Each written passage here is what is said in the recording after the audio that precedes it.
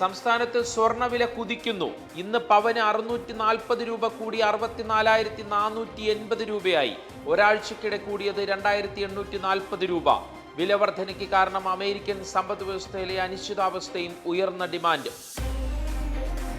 March 1 മുതൽ സംസ്ഥാനത്തെ RC ബുക്കുകൾ ഡിജിറ്റലാകും. വാഹനം വാങ്ങി 1 മണിക്കൂറിനുള്ളിൽ വാഹൻ സൈറ്റിൽ നിന്ന് ഡൗൺലോഡ് ചെയ്യാം. RC ബുക്കുമായി ആധാറിൽ ലിങ്ക് ചെയ്ത ഫോൺ നമ്പർ ബന്ധിപ്പിക്കണം. കൊക്കൈൻ കേസിൽ നടൻ ഷൈൻ ടോം ചാക്കോ കുറ്റവിമുക്തൻ. കടവന്ത്രയിലെ ഫ്ളാറ്റിൽ കൊക്കൈൻ ഉപയോഗിച്ച് ലഹരിപ്പാർട്ടി നടത്തിയെന്ന കേസിൽ 7ാം പ്രതി ഒഴികെ എല്ലാവരെയും വെറുതെ വിട്ടു. ഉത്തരവിട്ടത് എറണാകുളം അഡീഷണൽ സെഷൻസ് കോടതി. നിർമ്മാതാക്കളുടെ സംഘടനയ്ക്കെതിരെ താരസംഘടനയായ അമ്മ രംഗത്ത്. അമ്മയെ നാഥനില്ലാ കളരി എന്ന് വിശേഷിപ്പിച്ചതിൽ കടുത്ത അതൃപ്തി. പരാമർശങ്ങളിൽ ഖേദം പ്രകടിപ്പിക്കണമെന്നാവശ്യപ്പെട്ട് നിർമ്മാതാക്കളുടെ സംഘടനയ്ക്ക് കത്തയച്ചു. മുൻ MLA KV Abdul Khader CPM Thrissur ജില്ലാ സെക്രട്ടറി.